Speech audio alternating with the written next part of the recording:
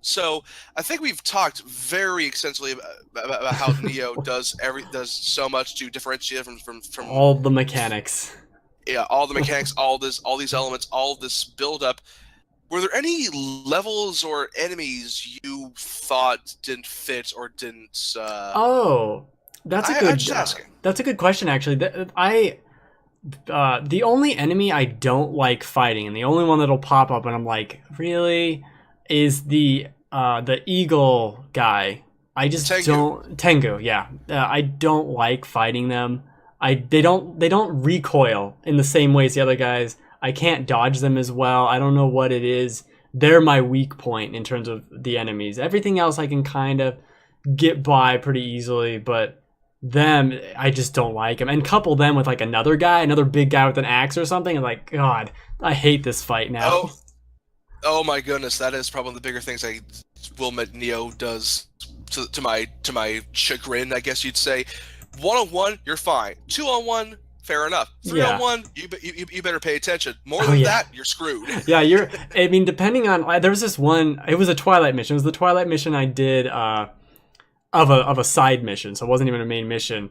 But it was one of the Tengus, one of the guys with the tongue, and then I had an archer and a summon visitor guy all shooting me. I'm Oh, like, why is this happening?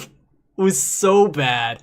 And oh my it's goodness. one of those, I don't know if you've done the side mission, but it has like this underground area and then it's a large like cavern mountain and the rest of it. But you just walk and I'm like, okay, someone's being summoned. There's an archer that sees me. I poke my head out a little more. The Tengu sees me. I'm like, this is not going to end well at all. This is This real ain't gonna bad. taste good. No, it was real bad. I don't even know if I won that. I think I just retreated or like I summoned the living weapon like way far away. Like get the archer guy out of this mix at least, please. Get out of here.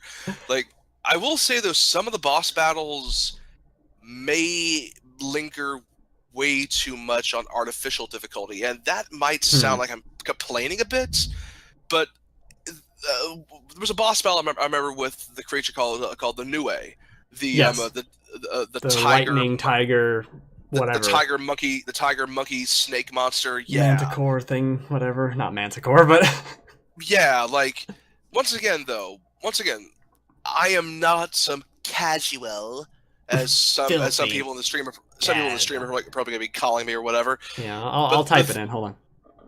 thanks for that. But I am not a casual, so to speak.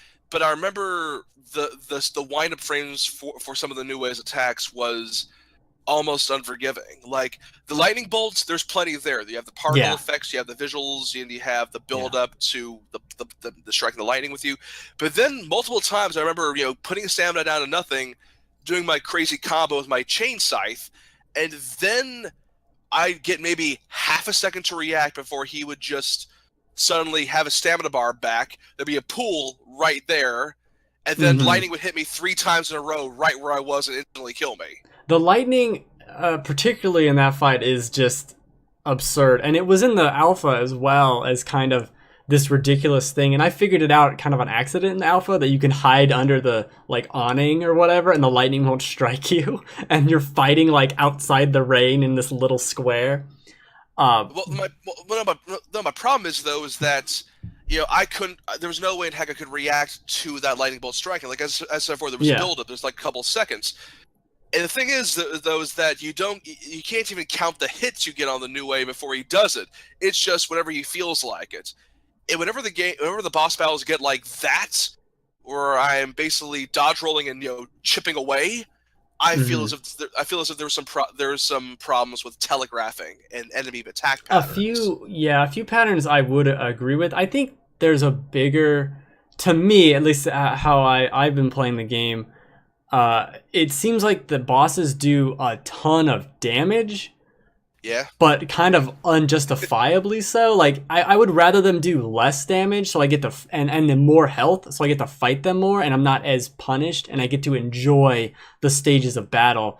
Because a lot of times, once I figure out the first stage, like the Umibozu, once I figure out the first stage, the second stage is like, oh, now I'm done, and I never had to fight that again until I did the Twilight version, which requires so much like just staying focused and dodging everything and knowing when to do every specific thing that should be required of this optional thing, not the main thing, but Oh, getting oh yeah. it's just the HP of like or the damage values of some of these things is like that's an insta kill. Like I can't even I can't do It's anything against that. it's not the insta kill I have a problem with. It's No. that it's the reaction speed and the truncating of animation buildup that worries me. You know what I mean? Like people keep saying once again this goes back to the stigma people have or the people the Souls-like community keeps saying like it's too hard. People keep saying no, it's fair. It gives you just enough information to react and learn. Some of these attacks you really can't learn. Some of these attacks are too fast. They have almost no buildup at all. And Yeah. as you said, the damage is whatever. Like, I'm glad you're saying something because by my own admission, my build is kind of a glass cannon. I barely have enough health, but but I have a lot of ki. I have a lot of dodge ability. I have a lot of area control. I don't have to worry about that. I'm looking at the more melee focused people that are basically tanking damage, and they get one shot by some of these attacks. I'm like, how were you able to plan around that? Yeah, well, like I'm not gonna spoil any other bosses than I guess we've already said, but I Yeah. just beat the one in the mansion, and that fight came out to be I have to know what attacks to block, and I have to block them, and it cannot go otherwise. And that sounds like really difficult or whatever, but I did a ton of damage to him. Like it wasn't about damage values to him. I can hit him, that's fine. It was I needed to block these things. I can't slip up. That's what the entire like every boss fight to me is you can't slip up. And I just might be that type of player that's very cautious. Like I'm fine with 2-3 hits and back up, whereas other people might get a little more Right greedy. overreach. Yeah, and then that's where you run into problems, especially with Key and getting hit by this guy's 3-hit combo. Like I have to block it. Oh I my can't gosh. dodge it right. I have to block it. And Yes, no, that happened to me extensively when it came to the Jirogumo boss battle with the Spider Woman, yeah, because my build focuses on speed and key management, and she covers the entire arena with webbing that slows me down yeah. and stops my regen. There's been so many instances where I was trying to do like one or two hits, and then she would just like backhand me, and I'd be in the red, and she'd insta kill me. Like, Yeah, I think with that fight in particular, I got somewhat lucky and I ended up being pretty aggressive and if you kind of like circle around her, she can't turn and hit you. So I was doing this weird exploit of animation which I guess just comes from playing too much Souls and knowing well, like how to abuse the system. circle them, hit them in the butt, repeat. Yeah, that was basically what I did to her and like there's been like and again, I know my medal's in the mail and I don't need to brag anymore. But there's been several bosses, like even this late in the game, like the Mount Hiei boss, that I beat at my first attempt. Like it's not the frog boss You jerk. three attempts on the frog boss. You flippin' jerk. And I it's was like stuck on the Mount Hiei boss. I understand it's like I don't want to be like the game's too easy because I think the game's fine. I just think I understand it. It's just Yeah. something about it that really clicks with me and how I play. Like this is how I play Bloodborne and how I play Dark Souls. Like I'm very much this turtle that waits until like the claws come out of the turtle and I kill you, and that's what it is. And I see a lot of these people. If you look at there's been reviews that talk about like it took 8 hours to get to the main menu screen, and I'm like, I know I played the alpha and the beta, but sure shit didn't take me 8 hours to beat the first level. You know, like I'm cruising through this thing. And I like that. I think it's fine. I think that's fine. I find the difficulty fine. But what do you think it's too hard? Is it too much? Like should it do more or because like I'm not the normal here. Yeah, that's something that is very difficult to parse, especially when we're talking about this stuff, because I've mentioned this several times throughout this entire stream. Difficulty is difficult to get right, if you may pardon the horrible wording of that. Yeah, well. because you're trying to make a game that's focusing on a subgenre that encourages more out of the players than what most players expect a game to expect of them. Yeah. It's punishing. No, I wouldn't say that. Punishing is when you're dealing with bullet sponges that can insta-kill you and it becomes tedium. Punishing Sure. punishing is abuse. Punishing is you cannot react to it, and it was a giant pool out of somewhere dark and unnecessary. It is challenging. Is everything sticks to the same rules, and they also follow them. Like my My very soul. first reaction to playing any of these Souls likes was playing Demon Souls, Hmm. and I was fighting an undead knight, a sort of more powerful undead knight in the very first level, and I was trying to, abuse my abuse system. I kept thinking to myself, okay, he's a dumb AI enemy. I'll just hit him a couple times with my sword, back away, and eventually I'll get out of his aggro range. He'll go back to where he was, and I can go back and hit him some more. Sure. I know exactly what you're talking about too.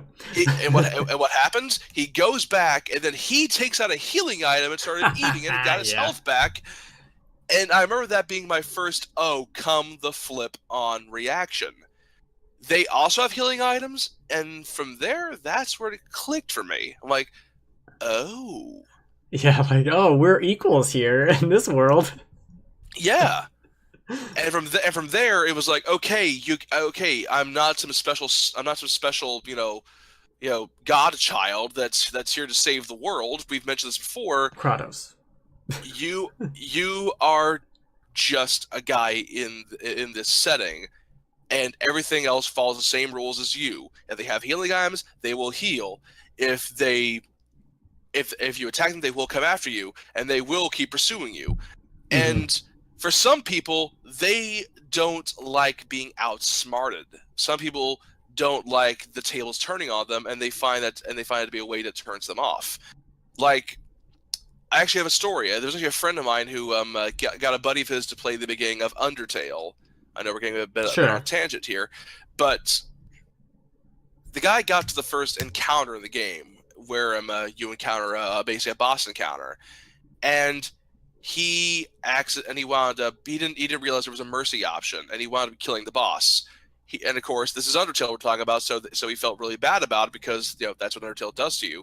Then he reloaded the save, found the mercy option, got through the boss battle, and then a character recognized that he reloaded a prior save and actually, like, yeah, I know you actually killed this person the first time around. You're a monster. And he's like, I'm done. I'm done. That's too much. I can't put up with this. And I think that's the key to why the subgenre of RPGs become so popular to more seasoned players, because it is actively expecting a level of literacy from the players, from their install base, from their fan base, that they expect you to be versed. Like this is War and Peace compared to most RPGs that can feel like, I don't know, a scholastic young kid series. Like, The I know that sounds Harry very Potter. derogatory. It sounds very derogatory, but I'm talking about in terms of complexity and what it expects out of Yeah, its what it audience. expects from its players is way more than even like a similar game, even like a Bayonetta or something. It's completely different, and Bayonetta will punish you. So it might not even be a good example, but maybe And keep Like Dragon Age Inquisition, which is like impossible to say. You can die and you can have difficult fights, but it's a completely different requirement and skill set, or like The Witcher or something like and that. Like it's and for the not even record, the same. Yeah, I'm talking specifically about game mechanic literacy, which is yeah. different from complexity of storytelling that happens. Like The Witcher 3's combat, it's kind of simple once you kind of strip away all the buffs and stuff you can do with it, with the mutagens and the poisons and the The potions. basic gameplay of it is pretty straightforward. Pretty straightforward. Although the storytelling and the narrative delivery is some of the most mature and well written I've experienced in gaming, period, if you Yeah, ask me. yeah. I'm talking specifically about mechanics literacy, which is sadly something that a whole lot of games don't do a whole lot. They don't expect their players to understand mechanics as a metaphor for something, or looking deeper into it. They just expect something that's serviceable, that works, and that helps them release some stress. And from there, I think that's why when people keep saying a game is hard in these kinds of Souls likes, Yeah. they're not thinking difficult from a punishing perspective, they think, oh, this treats me like a seasoned veteran. It doesn't patronize to me. And I feel that is the secret, partial secret as to why this has become so popular. Aside from the more challenge-oriented, focused subgroup of the community, which, by the way, I love them to death. I love the Dark Souls. I love the Dark Souls games. I shout out to the YouTubers Iron Pineapple for your troll videos using Dark Souls. You're fun. VaatiVidya, the lore hounders, VaatiVidya, epic name, bro. I love the community that's been coming out of this. But when your reaction to trying to get a person to play a Souls-like, and your only reaction is get good, why aren't you paying attention? There's a very good chance they may not be nearly as versed as you are with this literacy. Like, I think we've shown the footage several times, me going through the mansion level. That ends with me falling through a trapdoor and dying. Yeah. Which to a lot of people playing, it would be like, fuck this. I don't want to, like, this game's stupid. And it's just, we've become accustomed to it, obviously, but it is something... Exactly. Like, that ends with me dying, and my reaction was, there's a trapdoor there. I guess I'll have to avoid that next time. Yeah. And to everybody else, though, it looked like I went through heck and back. Like, up to that point, it's like something out of an action movie. I'm fighting multiple ninjas. I have that fight against that demon. I'm doing all this crazy stuff. And then, trapdoor, boom, and then I died because I fell in a hole? Like, oh, this game is stupid. It's like, oh my god, that's so cheap. But once again, I actually went back to that level. There actually is a different coloration to the tiles where you fall through. Yep. And that's the trick. That's the trick, is the game gives you enough information to be okay with it, that you learn and adapt. And that's the secret. The secret is making sure the player is versed in it, and it's also the bigger secret is expecting that not everybody's going to play your game. And on the one hand, I do wish more players would be more exposed to sort of stuff. This is actually why I am okay with Souls-likes possibly having different, more easier difficulty levels down the road. I'm being serious here. I would be completely fine with this. My issue comes when the gameplay itself tries to dilute itself to reach a broader audience, which Dark Souls 2 did. And I find that to be probably the weakest installment ever out of the entire Soulsborne franchise. Probably, yeah. I think that no one's going to dispute Dark Souls 2 is the worst one, but it's like... That's grading on a curve, though. Yeah, it's still pretty good. Yeah. And as I said, I know it's a very heady way of looking at difficulty when it comes to Nioh and how it handles it, but I think there's some truth to it. Like, the only blatant areas where I think the difficulty went too far into punishing territory is the setup frames for the reactionary attacks by the boss battles. And I feel as if they may have gone a little too number crunch heavy with their Diablo loot and their titles. Yeah, well, I think the Diablo loot actually could help some people get into it, because Diablo, especially with Diablo 3 on consoles, introduced a whole group of people to this kind of loot gathering mechanic, or even Destiny. Like, the loot is very Destiny as well. Destiny, and Borderlands, yeah. The Division.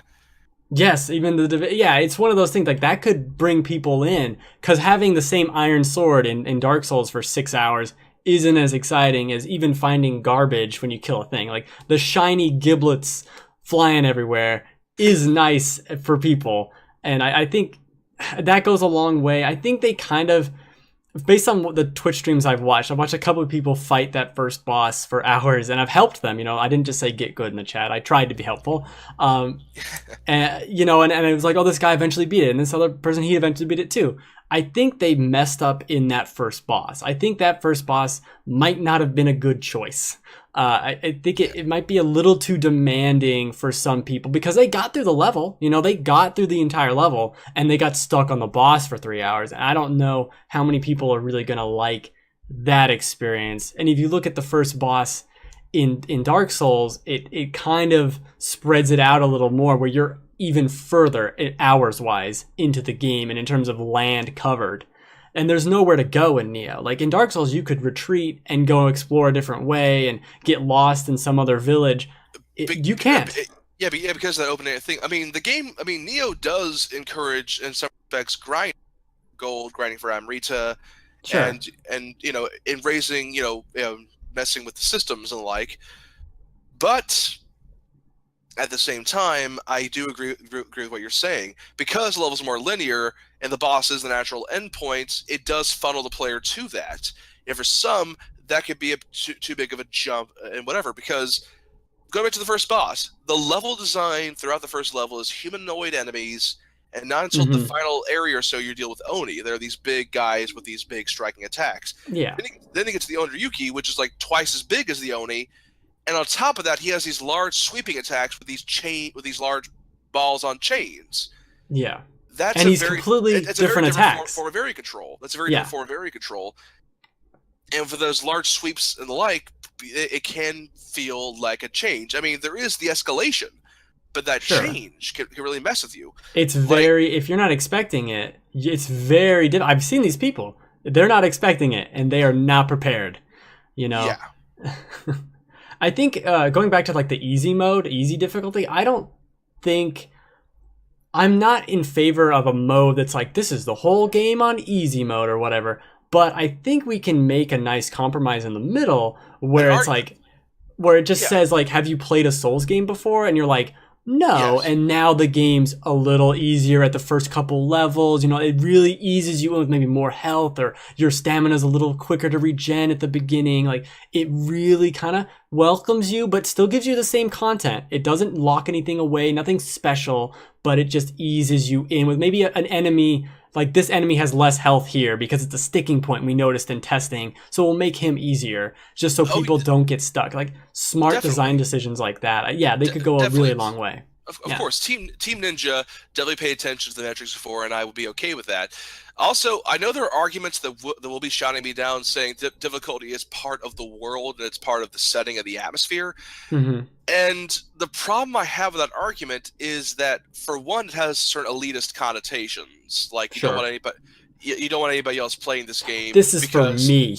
it is for me and my I people. earned it. We are real gamers. Like, Yeah, oh, yeah. please, no, don't do Well, that. that's why the compromise of having the beginning ease you in. You can still have the late game and all that stuff be the same difficulty, but if that player's introduced, Just because everybody can play a game like yeah, Dark Souls yeah, doesn't mean it's a bad game. Doesn't mean it's a knock against it. Like, I mentioned this before. Actually, I don't think I have. I enjoy the Dark Souls games, not for the combat and the boss battles, although those are fun. It's the lore. I like seeing how people try to piece together the ongoing workings of the world based off of the environments and these things. Like, I cited Vati, Vidya, and Epic Name Bro. I like seeing how they try to make sense of this world and how hands off from software is with that world building. Like, I freaking loved the Lovecraftian tone of Bloodborne, hmm, and how it went full on Cthulhu Fatagan near the end, and that was a big no, that was a big rug pull, and I freaking that was loved it. cool. Yeah, yeah. Yeah, and you wouldn't be able to get that exact same sort of whoa moment if it wasn't cutscene. Hmm. And No, for sure. that's why I think Nioh is more accessible, because it's doing a more cutscene focused linear introduction and linear narrative design, and that's fine. So even if the difficulty was cranked up or cranked down, you're still getting the same experience. And I argue the same thing would be for Dark Souls. Like, imagine if Dark Souls came out with an easy, normal, hard difficulty, and hard is the standard normal. It People be was, pissed, but yeah. yeah. Continue. People be pissed. Like, imagine in this other world scenario after Demon Souls they did that structure. Sure. There would be some people that would still have some elitist connotations, but people a lot more often would either forget about the game entirely because it didn't have a traditional story mode. Like, seriously, if you actually looked at the early reviews of Dark Souls, people were actually critical of it. They actually said Hmm. this barely has any story to it. This doesn't make any sense. Then the sequels are like, oh my gosh, I like how it does not have a straightforward story. Critics, ladies and gentlemen. I But know, flip flopping. but yeah, I mean, pot calling the kettle black, whatever. I'm more consistent though. Read my stuff. I'm reliable. But Your medal's in the mail. I would say the community would have a much larger conversation about it, though, because Sure. of that. And discussion like that helps us. discussion like this helps the community. Literacy, widespread literacy of this stuff is always good. It's good for developers. It's good for players. It's good for us. And the more people that can play these kinds of games, I'm fine with. And that is why I do not attest to these very small subset. By the way, I'm not attacking all of you guys. I love you guys as well. Praise the sun. These subset of people that don't want this thing to be bigger than it is. Well, it kind of has that indie band mentality in a way of like, I was there when Demon Souls came out. You little peasants don't understand what we had to do. Like, it has that same idea. Oh my gosh. Oh my gosh. Yeah. Oh my gosh, you played Dark Souls 2, Scholar of the First Sin. Oh I know, my that gosh, was your first Souls game? Let me tell you. Like, alright. No. Well, one of the things these people will bring up or that they don't bring up at the difficulty in Souls games is every single Souls game, and maybe a lesser extent to 3, kind of has this late game last third where you are more powerful and you do understand all the mechanics, and it is quote unquote easier than the rest of the game. Like, everything funnels you to that point where you have enough stamina and you have enough HP to survive pretty much everything. I always like those third act changes though. That's something I do enjoy. I'm fine with that. It's like congratulations. You got the tar beaten out of you. It's almost like the joke of a guy teaching a guy karate. He's like, learn karate, throws him to a wall. You don't learn karate, bam, learn karate. And then you repeat that for like 6 hours, and suddenly it turns into a kung fu movie, and it's like, I learned karate. Like, having that sort of changeover where you're beating the crap born out of the game that it is beating the crap out of you. I always find that to be very empowering because of it being earned. Mm-hmm. Well, that is the thing and that's kind of like almost a secret. Like, I don't hear a lot of people talking about that with Souls games. Like, the beginning is tough and you're slogging through stuff, especially if you play as like a defiled character class and you don't have anything. Oh dear me! Which I love. I love to do. Oh dear me! Yeah, like I know people that. Okay, I beat the game. That's how I play. Souls level 1 with deprived, and I'm like, oh, get over yourself. Like, yeah, it's a little ridiculous. Or like the weapons in Dark Souls 2, like, oh, you didn't die once, here's a special invisible sword. I'm like, that's not good. Don't encourage this. This is bad. No, that's a bad line of thought we're going down. But no, back to the actual point with it. It's like, it's a slog to get there. Like, I'll bring up Demon Souls, which might be the best example of this, because of after you beat the first real boss, you can go to any of the 4 or 5 worlds in any order and kind of do what you want. And it'll be hours between a boss. It'll be hours and hours and hours until you beat another boss. And then somewhere around 5 or 6 bosses beaten, they just start dropping like flies, and it's the late game. And every single Dark Souls does that as well, where it's like a domino towards the end, and you're powerful. Now you understand, you become Neo at the end of the Matrix, and you know everything, and you just go and wreck shop. He knows Kung Fu at the end of the movie. Well, half the movie he knows Kung Fu. Although we'll say, to Neo's credit, they have a much more consistent difficulty curve. I mean, they're much more consistent difficulty curve. Like, I've always been continuously challenged by what they've had, and it's because of that more linear structure that works for them. Mm-hmm. But I think there's not much else we really can say about difficulty, honestly.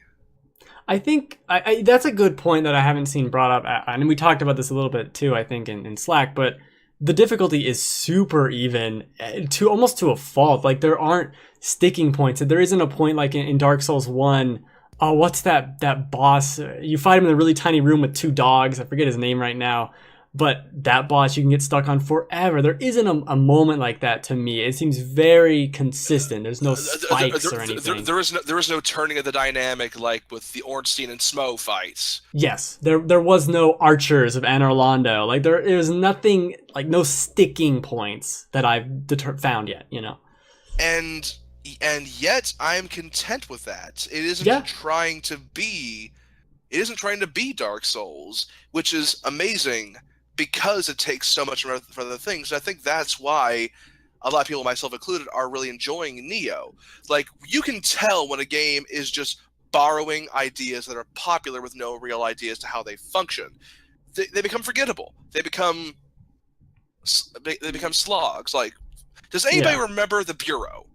No. Oh, No, XCOM. no, the Bureau, Oh. because real time strategy is dead and everything is a shooter. We gotta make everything shooters now. Mm, mm, Nobody nah. remembers the Bureau anymore. Nobody cares about the Bureau. But it's a real talent to also take stuff and put your own spin on it. Like I mentioned this before actually to somebody. I think it was like one of our articles about guilty pleasures due to it being kind of a lower view period. And for some reason, I kept gravitating myself back to replaying through the Darksiders games, which those Hmm. games have almost like no originality to them on a pure mechanical gameplay level. And you had to keep going back to them just because it's actually kind of fun to see how they put certain things together. Their twist on it. The Zelda dungeon structure, the hack and Yeah. slash God of War combat, the Diablo style loot, the Games Workshop version of the Book of Revelations aesthetic. The Games Workshop. Yeah. Well, I mean, okay. So let's take a step back from all that. Anyway, do you Yeah, think Neo is as hard as Dark Souls, or harder, or easier, or in different ways? Like some people have said that the levels are easier, that the bosses are harder. How do you feel about all that? I've talked about before during this whole thing, but I would say I am not the best. I'm not the best metric for this because of my ingrained muscle memory and because of my history Sure. with Dark Souls and Demon Souls. But in terms, I would say this: if we're gonna be looking at side by side comparisons, let me just talk about for my opinion, the best of of the Soulsborne series, the first Dark Souls, and kind of compare it to Nioh and how it does its things. Dark Souls, I think, facilitates more environmental awareness than Nioh. Hmm. There are more traps. There are more there's more savvy use of environment with how it uses certain traps and enemy design. Like I could not for the life of me remember certain things. Like there hasn't been an environmental boss like the ceaseless discharge in Nioh, where you can't where you can just run away. Like the Umibozu fight does have a thing where you can get an advantage over it by like lighting these lanterns throughout the level. But that's more Yeah. of a buff thing. It isn't as dynamic as the ceaseless discharge in Dark Souls One. Dark Souls One encourages more environmental awareness and reaction and the like. Neo focuses more on enemy ambushes. Like there's an underground level where you get attacked by animated statues, and it's in a room full of other statues, and you can't really tell which statues are going to animate or not. Yeah. That's ambush tactics. That's what I'm talking about. Well, there are little tells, but that'd be telling. Figure it out for yourself. Yeah. but Right. yeah, but Dark Souls has more of an environmental advantage to it. But when it comes to boss battles, I'd say Dark Souls' bosses are technically easier because they're a bit more well designed, because they have more build up and setup and more consistency with their patterns and how they react. Whereas Nioh, there's more stuff to balance when dealing with them because the stamina regen, the stamina mechanic. But it keeps feeling like Team Ninja didn't want them to become too easy by having abilities that lets them recover the stamina instantly, so you don't just stun lock them in a corner and just wreck their crap. Having said that, though, they went too far in the other direction by having the punishment be almost impossible to telegraph and react to. In And some respects, yeah. you mentioned that the damage output's maybe a little too much. I'm not against that I'm not because against it, but I'm just saying I think it could be skewed a little bit. it can be a little bit skewed. But I would say it's weird. Like I said, the bosses are much more interesting designed because of this Japanese sort of flavor to them, and I like Hmm. that. But I think Dark Souls One's bosses have a bit more texture and familiarity and iconic nature to them because of their more well designed elements and aspects. Whereas Nioh may focus too much on being a reflex heavy challenge. Like probably one of the coolest things I still remember from Dark Souls One was Seath the Scaleless, the crystal dragon, Sure. and how you had to break a certain item in the room first before you could even damage him. And if you paid attention to the environment and listened to dialogue, you could figure that out before you went in. And there's stuff like that in Nioh, but I would say they don't go far as From Software does with it. And this is me talking strictly in terms of direct one-to-one comparison. Otherwise, they are Coke and Mountain Dew. They are Coke and Dr. Pepper. Same flavor, same idea, different tastes, different focuses. And I think that's the best compliment I can give to Team Ninja and the best praise I can give to Team Ninja for what they have done. For sure. I think that's a fair way to put it. I think in terms of myself, I would say it's easier. I would say on the whole, it's easier than Souls, but as we've already discussed, I've beaten all the games. I got the Platinum in Bloodborne too. It's the only one I went for. That exclusive Platinum theme is pretty cool. And also that has some phenomenal DLC as well. It's great content in that. And so I've played a ton of these games, and I feel like I played all that stuff. Bloodborne was before Dark Souls 3, right? So Dark Souls 3, I feel like I had more trouble with overall. Really? Yeah, than Nioh. Nioh, for me, and maybe it was my so much attachment to Bloodborne, that faster feel I really ripped into. And as I said, I am a big Ninja Gaiden or Bayonetta fan as well. It's just kind of the perfect marriage for me. So I would say it's easier than the Souls games. But at this point, what does that even mean? Because like you said, we're kind of not qualified to even rank them at this point. How can you say that? Like it's like learning a new language. It's like, well, I know it already. I don't need to learn it. I know what it's trying to tell me. And that was kind of the whole point with playing so much of the alpha and the beta. I played so much of this game, like I'm cruising through the first levels because I played them 3-4 times. I don't need to. Yep. I fought this boss. See ya. Yeah. The minute I got to the first. Done.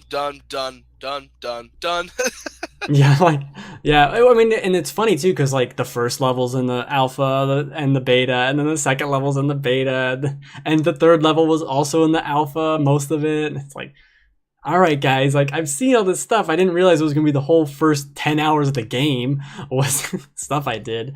But that's I can't be mad at it for that. Of course, it's my fault. That's my fault for doing that. Mm-hmm. But I don't know. I think at the end of the day, I think they're on the right path with difficulty. And I think there's a way we can kind of bridge the gap and learn and be more inclusive and not just be the get good.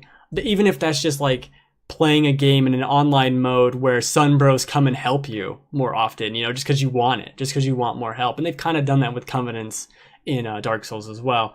But I like how they brought something similar to that with the faction system that you unlock later on in Nioh. Overly complicated, but yes. Yeah. Good lord, I didn't even bother. I was like, that's too many things. Let me just pick one and get out of here. I don't even know. I'm not. I don't want to Google. There was a faction. There was a faction there basically for ninja builds. I'm like, done. This is mine. Yeah, there was one that was like, oh, this does your stamina stat, or one of the stats is this increases your attack as well now, and I'm like, I'll pick that one. Raw damage, please. Yes. I would like that one. I don't even know if that. I guess that is ever all time. I don't even know. It's very vague to me if that's always happening or is that only when in some online. I don't even care. Just give me a buff. I don't know. I'm not going to Google. I'm playing a game. Give it some time. Give it some time. I'm pretty sure the Souls community is going to tuck into this thing and make us figure it out. Yeah. Give me the encyclopedia when it's done, and I'll just keep trucking along. I'll get back to it. That's how I feel about a lot of these things. But they have done a good way. I mean, the intro up to that first boss, I think, is a fantastic way to get new people into it. And you'll know after the first couple of hours, even those people I watched that were struggling, they were like, I keep playing this game. I don't know what it is. I keep playing. So they were still trying. And that's nice to see. It's not so if there's one thing that Nioh does really well, it's keeping you on the hamster wheel, so to speak. Yeah. It's got that nice, you just, one more bite of cake over here, one more. Let me fight for it. Let me get it. Let me get that feeling. That's what Souls did the entire time too.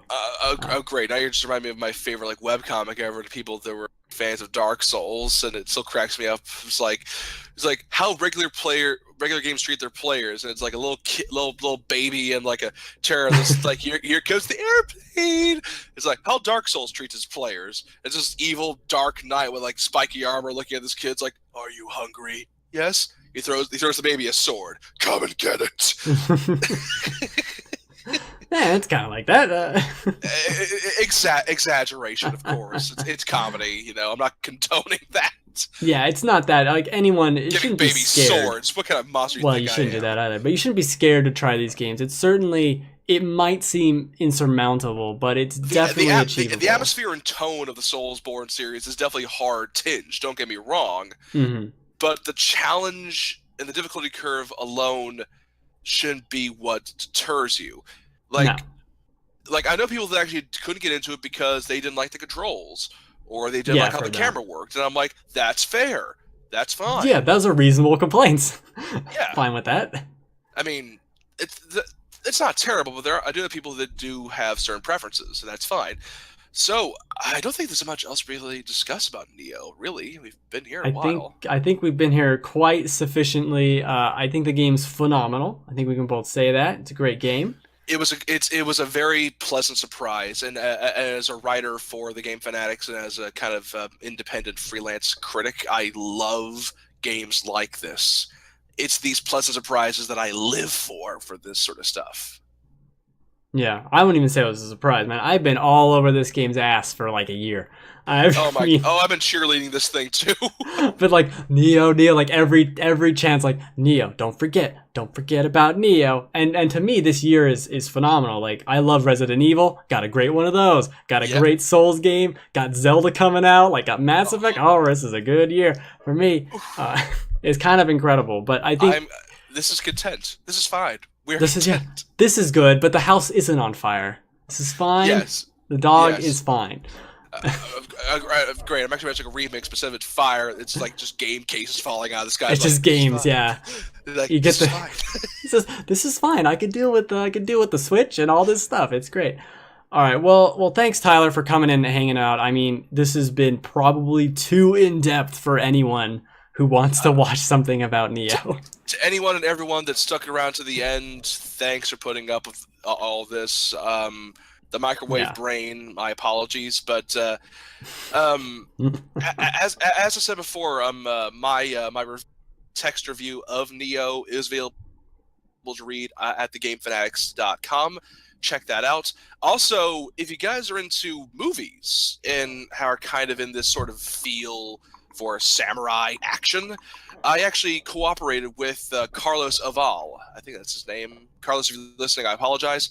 We worked together on an article for it. It's called 5 Samurai Movies You Should Watch While Playing Nioh. And the recommendations may surprise you. There are some classics on there, but there are a few there that I think you may enjoy. That's also at thegamefanatics.com. Also, I also do have my own personal blog that I use for sort of game design rants, kind of like what I just did here with Ben here, and I also am reviewing animated films. I have an ongoing current column for Wednesdays called Animation Deviation. I'm focusing currently on the works of Mamoru Hosoda, the guy behind Wolf Children, The Boy and the Beast, etc. So if you guys like that sort of stuff, please give myself a read and share it around. It's cybertavern.blogspot.com.